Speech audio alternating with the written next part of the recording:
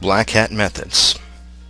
So this is the first installment of Black Hat Methods that we're going to walk through. A lot of this sort of stuff is probably things you've seen before for the most part. A typical sort of spam that we would see. And about halfway through this video I'm going to put some spins on things to show you how people are twisting things to entice end users or recipients to click or make conversions or what have you. So without further ado, typical type of spam that we would see, it's a very direct method. The subject line, direct message content with a link. Sometimes there's just a link. So we don't really need to get into this too much because I'm sure we've all seen this. And one thing I want to point out actually is stuff like this actually works. If you send out spam, it comes back to a numbers game. That's really all the long and the short of it. So here's a typical message for Viagra.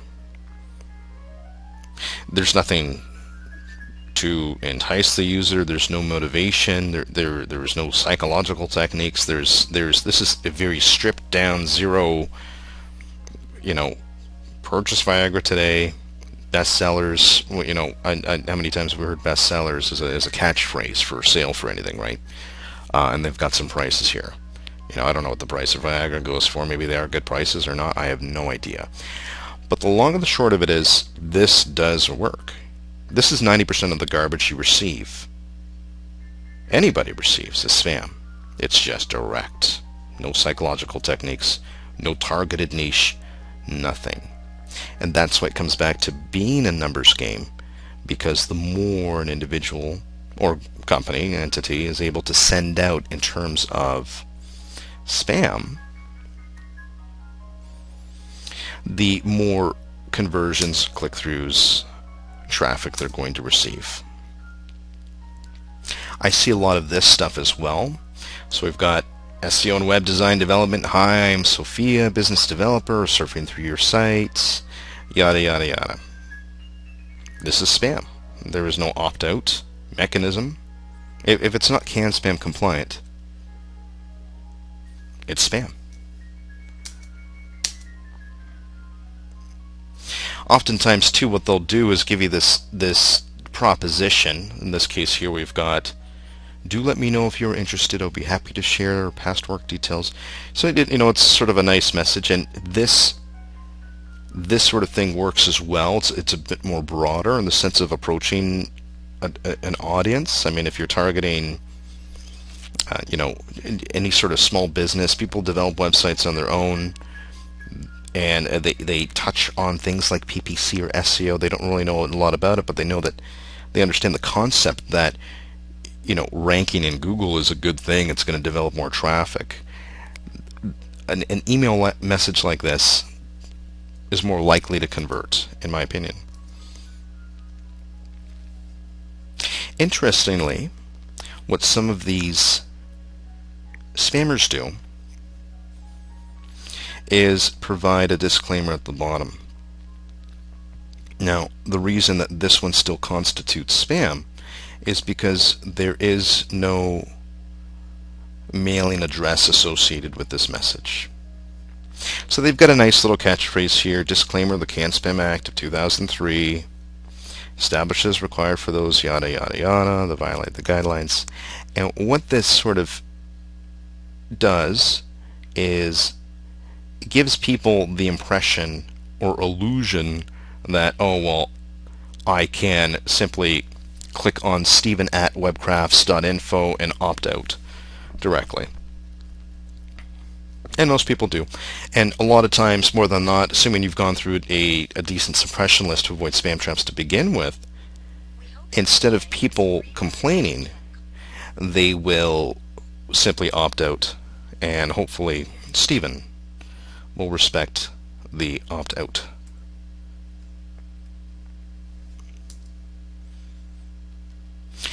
Another one that I see a lot of is car insurance. in this case here, if you'd like to unsubscribe or receive this message in error, please click here. This email advertisement to update your preference. This is an email advertisement to update your preferences. Please click here. Now, I talked previously about clicking here will actually notify the spammer that this is a person that is real, and they'll send you more garbage, or you'll opt out of the car insurance scam, but you'll get opted into any number of other things. A lot of CPA networks will have some sort of landing page or graphic affiliated with what they're selling, a banner ad. And a lot of times spammers will just simply paste the ad as the email message, and then they'll add some sort of garbage at the bottom to give the illusion that it's compliant. This particular message did not have a clear opt-out mechanism. Unfortunately, these two links no longer work, but they were opt-out mechanisms. Click this link and you can opt out. And this is what I saw, and I was smart enough to record this. Any message like this that's very basic on one page with very little content is likely a spammer. And the reason I say that is a legitimate company that is honoring opt-outs, honoring the CAN-SPAM Compliant Act, is going to first off, they should have your email address. They will have some sort of connection to their privacy policy, their terms, their conditions, things like that. But in that particular case, I didn't see that. Another typical type of spam that is sent out, and this, for all intents and purposes, does work as well. It's a little better than being so direct with buy a Viagra, is what I call the virus technology method. Now, we start to see a bit of psychology propagate or come into play here. So I describe it as using fear and confusion to pry on users that don't know a lot about computers. Now, we all have relatives that they're just not tech savvy. Your grandmother, your father, well, maybe not your father. It's irrelevant. You know what I'm trying to say is we know someone that knows enough to maybe log into an email address and send an email, and then they get excited when you show them how to do an attachment. My grandmother is a good example for this because she doesn't know enough about computers to determine that a message like this is in fact spam. So the typical message from a user would be, from the internet service provider, we've recently detected that your system is sending out spam and infected with malware. Please visit my affiliate link for more information. This in and of itself works to the right target. I would do a lot more. Well, I'm going to show you a lot of other cool techniques when we get to VCT formula, so this is just touching the surface, but this is a way that spammers are using a bit of psychology to play on the confusion and fear of an individual. This doesn't just stop with spam. If anybody listening to this has got Skype and uses it frequently, or modestly I should say, you may have gotten a call from a automated voicemail, and it's pretty smart. I'll give the guy credit.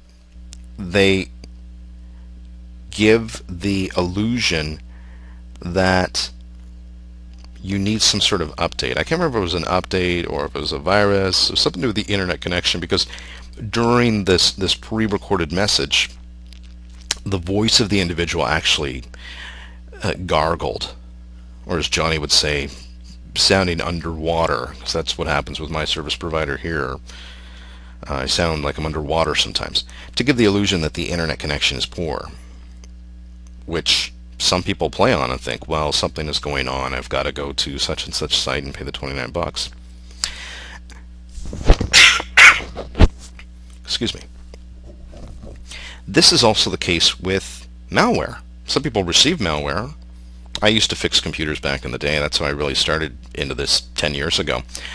And there was a virus that populated in the bottom right of a computer screen, gave you this pop-up, and gave a fictitious scan of of a person's system and said, you've got 472 viruses, click here to remove them.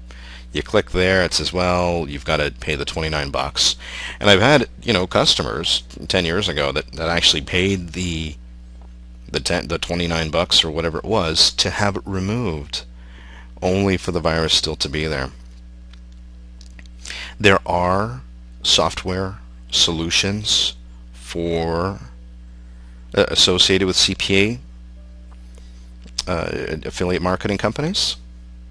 So if you wanted to dabble into the black hat world in terms of the prying on fear and confusion, I would use keywords in Social Email Extractor like I am a grandmother, recently became grandmother, love my grandkids. Target a niche like that, and then send them a message saying that their computer's infected and they've got to go here. Or in this case, in this particular offer, it's mypcbackup.com. So let's see, what would I do for that one? I would say, your computer's infected, back up your stuff now, or else. If you were really smart, you'd actually get the internet service provider. I'm with a company here called Rogers.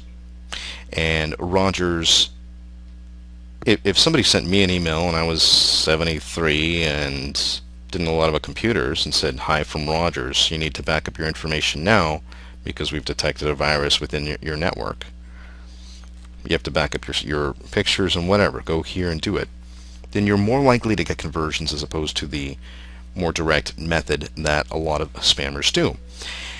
Giveaways is using the illusion to giving away something for free. The facts surrounding this is it's never the case. Rather, the victim falls victim to signing up or opting into a plethora of garbage in addition to having their personal information recorded. So what's happening is we see something like an iPhone. You can win it for free. I've got a great spin on this when we get to the PCT theory. That's going to trick users into doing this. They fill out some sort of information, and they fill out a survey, and they submit their email, and they've opted into all this other garbage. And the fine writing, which is not on this page here, but somewhere in the terms and conditions, it's worded in a way that you basically have to go through so many hoops to get the iPhone that it's not practical. Anything offered for free on the web is nonsense with respect to offers like these. There are probably a lot of companies or entities, associations giving away free information in terms of a newsletter or a trial with things like that. Yes, I give them complete credit in that regard. But with respect to an offer to a stranger I guess everybody's considered a stranger on the web, but with respect to an offer like this, no, it'll never happen. But yet, if you send out 1 million of these, some idiot is going to sign up. And that's why they do the direct method. Work at home is another big one. It gives people the impression that they can easily, that's the keyword, easily make money at home by doing next to nothing. The fact is that the user never gets the so-called entitled money as the description of tasks required. And, the description of tasks required are never they're never clarified. Some offers require sales as a part of their income. And generally speaking, not that I've really dabbled into this or ordered into it, but my assumption is that the workload is not, you're not going to make 20 bucks an hour. You're probably going to do some frivolous small task, making very, very little money. This sort of stuff kind of bothers me a bit because, when you're sending out a message to mothers and you're basically wasting their time, money, and resources. It's sort of a crappy thing I think you could do. But nevertheless, we're talking about all aspects of email marketing here, and the dark side of this is if you wanted to focus your niche on mothers, calling all entrepreneurial moms, then what you would do is use Social Email Extractor to scrape mother related emails. So I would use keywords like recently became a mom, recently had a daughter, recently had a son, love my son, love my daughter, daughter to school, son to soccer. I mean, the ideas are really limitless in terms of the different keyword phrases you can conjure up in your mind relating to emails to target the specific niche of extracting emails specifically for mothers. Now, to put a spin on that, you could do phrases like would like to work at home, self-employed at home, would like to be self-employed. Phrases like that which really finite your targeted niche. And your message could be something very simple. We'll get more into the PCT. I keep on coming back and saying we're going to get into the PCT, but don't want to give anything away here yet. You could very well send this message directly and do okay. An alternative would be, hey, I heard you were looking for a job, working at home, here you go. And in terms of being anonymous on that is a different story, which we will get into. This is another typical ad that I see. Google pays me so much an hour. Nonsense.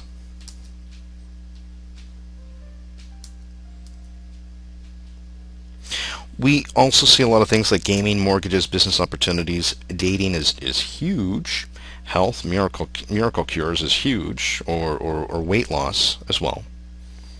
Very big market.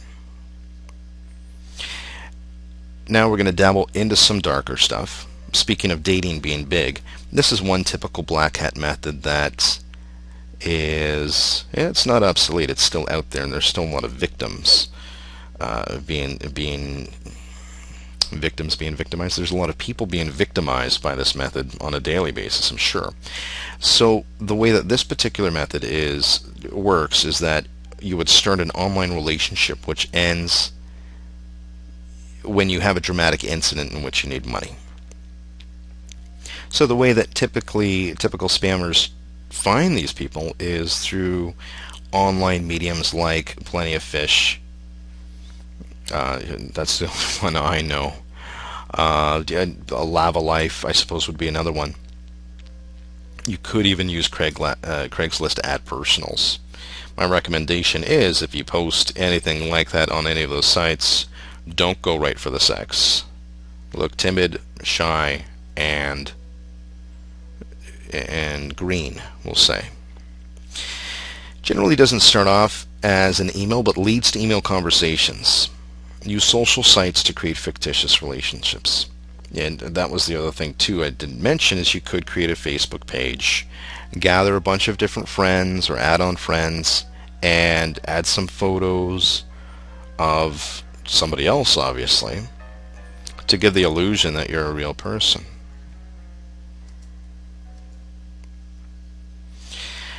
If you really wanted to take this one far, you could get a VoIP line and speak to this person periodically. The way to detect it is wants to leave the dating social site immediately and use personal email or instant messenger. When somebody claims love in a heartbeat, when somebody claims to be from the US but is traveling or working overseas, plans to visit but is prevented by traumatic event or a business deal gone sour. Now, the way this system works is when you've developed a fictitious profile on Facebook or fictitious profile on Plenty of Fish, just looking for love, sporadically out on the web, and there are a lot of people out there that are lonely, that are looking for some sort of interest. When that rapport develops, I would go as far, if I were going to do this today, I would go as far as to get a phone line, do the Facebook page, put up some decent looking guy there, and pry out at the plus size woman, because plus size women don't get a lot as many dates as thin, more attractive women do. And I'm sure there are some social sites or dating related sites where you can choose a body preference type. Make things really casual. Emails back and forth. I would get a VoIP line specific to this and speak. Start off casual. Once, twice, 3 times a week over the course of a month. And then, just like Thor with the hammer comes down with, you need some sort of money for travel, medical emergencies, hotel bills, hospital bills for a child or a relative, visas or other official documents, losses from a temporary financial setback. How to get away with it. Target the opposite sex, obviously. Get your story straight. You cannot mix up your story. Speak on the phone, like I said. Entice your victim with sex, love, and emotions. And make it feel like a real relationship. And guess what? The woman or man on the other end of the line is going to believe you. And you're going to have a lot more success saying, look, I need to have some money. Can you wire me some money? Can you PayPal me some money? Because of, situation XYZ. They're not even going to think about it. I don't want to get into my experiences with this one specifically, and I would not personally do this. And if you are sort of playing both cards, looking at the black hat stuff and the white hat stuff, you can go to a website called romancescam.com, which looks at specific messages that people would send and gives you a lot more insight with respect to the messages that are going back and forth. We looked at, we talked about most of the typical stuff that we see out there, and the way it's sort of evolved in my subjective opinion is that, you've got your sort of typical spam, and then you've got information gathering. And basically, there's a lot of different things you can do with somebody's personal information. There are some CPA networks that will buy personal information. The description here is entice the user to provide you with information. So how can we do that? Well, you can post an ad on Kijiji or Craigslist. Well, what kind of ads would you post? Or how about AutoTrader? That's another one. For an awesome looking vehicle for a great price. Now, I actually fell victim to this because it wasn't this Jeep. It was actually a Jeep though, ironically. And what the individual had done was posted a picture of a vehicle, written some very brief description, everything's up to date with the vehicle, and recently had this done, and it was an excuse like I'm heading out of the country, I've got to sell it, so it wasn't a situation where the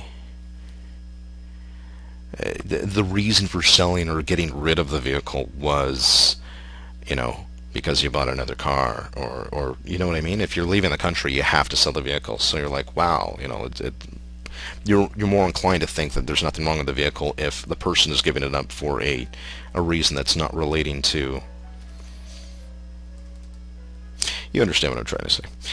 So the person responded and said something, this was a couple years ago, there's something to the effect of, it's great, thank you, I've had a lot of inquiries, because of the nature of this vehicle, I'm going to need some information with respect to insurance for drives because it's so expensive. I was looking at a very expensive vehicle. And right away, I knew it was a scam. And he said, just provide your name, number, email, that sort of. And I thought, well, what do you need all this information for in the first response? You know, because I wanted to take it for a test drive. Apartment for Rent is a great one. What spammers will do is they'll find a way to post an apartment for rent, and they'll use real addresses at a great price, and they will say, let's see if I have it here. Well, this is an actual spam message that I received when I responded to an apartment some time ago. It says, hello tenant, thanks for your email and interest in the property. I personally own the property and also want to know is due to my faster transfer. My wife leave the property, also give the other. It's this huge. Okay, so for now we are here in Pico Riviera, California, United States, in our new house, and it's you know, this is just like overkill. Why would anybody respond with such a huge email? A. And B, why would they give away so much information? So if I were to do this, it would be more like this. Thanks for the interest in the rental. We're showing the unit on the 1st of February. You can drop in at any time on that day between 9 and 5. If you'd like to speed up the acceptance process, feel free to fill out the attached application form. Let me know if you have any questions. And of course, the attached application form is very simple. I mean, CPA networks supply address information or personal information. It's typically, you know, the person's postal address, so a complete postal address. So, you know, name, street, city, postal code, their phone number, their email, their name. That's basically it. There's a lot of things you can do with that information. And people will use that to generate, well, they can sell it directly to marketers or CPA networks. You could theoretically create fictitious, or not fictitious, but create credit cards based on that information. There's a lot of different things you can do with that summary of information. In order for this one to be effective, that's what I would do in a response. And you could connect an auto replier. There's tons on you know, the torrent sites, and I'm sure you could find one on blackhatroll.com to automatically respond in, you know, 3 to 4 hours based on you know, the nature of the email response that comes in. Or you have one specific email created for this, and you say after 3 hours of any response, send this message back with this attachment. And if you've got a sweet deal of an apartment, people are going to want to speed up the process. And the other thing too with that is there was no pressure. I didn't say it was required. You have to do this. I didn't bombard them with a huge paragraph. It was very simple. And 9 out of 10 times, you get a response with the form filled out. So here is an example of security jobs for more information. Scrape emails from people looking for jobs. So in Social Email Extractor, you could use the keyword phrase, here is my resume, followed by security job. You could also do, I am a security officer. I work in the security industry, looking for security job. Any number of ways, you know, like I said, with the other one with moms, it's limitless. Just use your imagination. Think of phrases of what people would say that would allude to what they are about. That's the beautiful thing with C. Now, this is a message I would send to them. We received your resume, but we require you to fill out our online application. Please contact me if you have any questions. I've got a very nice signature here with a phone number. I've got a website and an email address. and that website would be something that I would buy, which would contain the online application. For me, it wouldn't be too difficult to whip out a web page in an hour or two. And I mean, there are so many things online now to help you develop them for first of all, for next to nothing, and secondly, in a way that can capture somebody's information. So the online application form in this case would be that of any given resume form, or whatever information you needed for a subsequent marketer to sell information to, or a CPA network. And bam, you've got their personal information. So with Kijiji and Craigslist, AutoTrader, information gathering can also be used for bank information, or phishing for personal bank account info from users. But we're not going to talk about posting on Kijiji or Craigslist. We'll talk more about emailing people directly, and this is what people do. There's different types of phishing. I mean, there's spear phishing, clone phishing, whale phishing. I don't want to get you guys confused with the different types. Phishing is, in a nutshell, it's a way to throw something out there that tries to uses the deception to get somebody to give something up. Basically, that's the only way you should be thinking about it. And phishing is for the most part illegal. It's a very black hat. So we look at information gathering and phishing. We're looking at everything from banks, forum access, PayPal, anything you can think of that requires personal information or user name or password. Now, with that said, black hat methods video number 3 or 4 is going to walk you through step by step how to create I'm going to use PayPal specifically because, well, quite frankly, PayPal doesn't like me very much. How to frame a page to look like somebody's PayPal account has been compromised. We'll look at the message that you're sending out to the user. They will click a link. They will go to a page that looks identical to PayPal. They will type in the username and password. It'll give them an error, and it will redirect them to the actual PayPal page, requesting their login again. But the first part of that, after they submit their username and password, that goes to your email. And I'm going to give you the code and the samples for that. And basically, you can take that technique if you wanted to. I mean, this is a Black Hat email marketing course,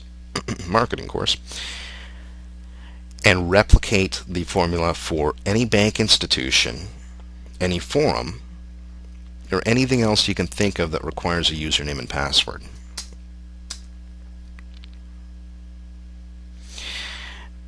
What can be used when personal information is collected? I already discussed this, so we're looking at fraudulent credit cards, credit card generation, identity theft.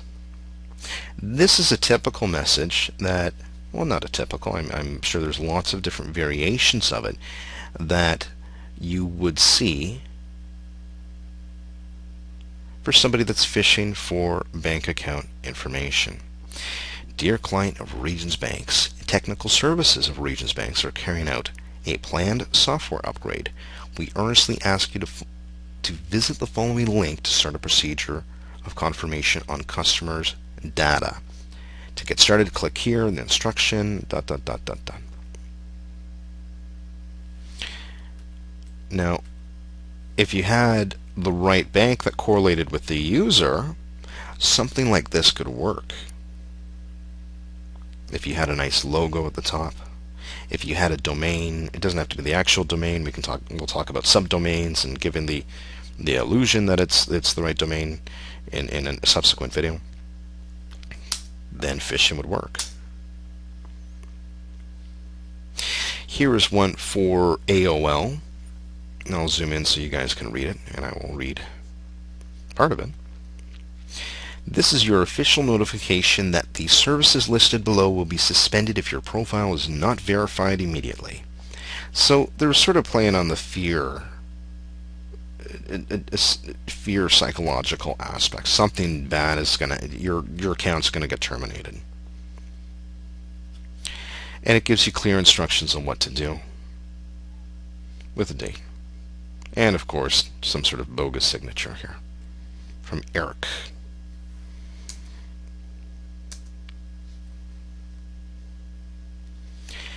This is one for Facebook.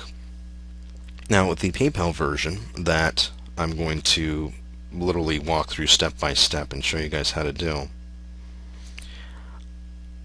we'll be able to replicate this system to get Facebook login account information. And if we look, I think this is the first time I'm going to take advantage of this like zoom in feature. If you look at the actual domain listing, this is so small I can't read it. I'm sure you guys can. This is franbook.com. But the website looks identical to Facebook login.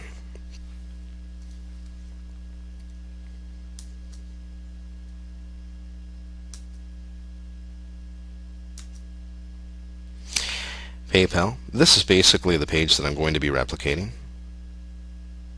And the cool thing about it is we'll be able to take a snapshot of what PayPal looks like today, so that when the user goes to it, they're not seeing a banner from 5 years ago. And we're basically going to put a frame over these two boxes with a login box too. And I'll show you how to upload it to the server so that when people fill that out, you get emailed the username and password information. Evil.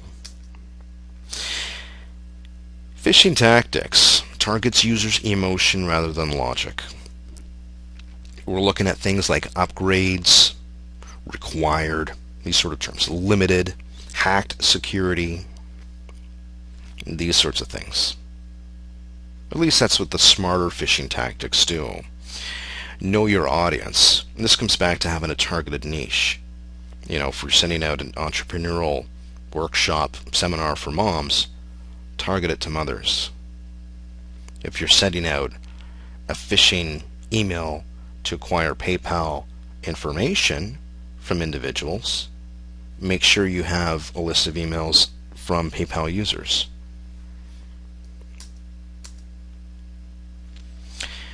So we talked a little bit about the dark stuff. If from a defense perspective, hopefully you're in the game enough that you're able to recognize never to open a suspicious email. Whenever I get a request for something to go here and do something, I always type in the URL. And with that said, the paradigm, or the opposite of that, would be to never click links within the message body of an email. And I'm not saying never. I mean, you're going to get messages from friends and things like that. And if you want to be proactive, report scams to the local government. Report scams to SpamCop, like I'd shown you in a previous video. Now, the subsequent videos, I will show you how to create that frame for PayPal and basically walk you through step by step. So this video was just an overview of sort of the typical stuff and some of the darker methods that are out there, and subsequent videos we will play on psychology a bit more, and we will talk more about specific techniques with respect to black hat email marketing.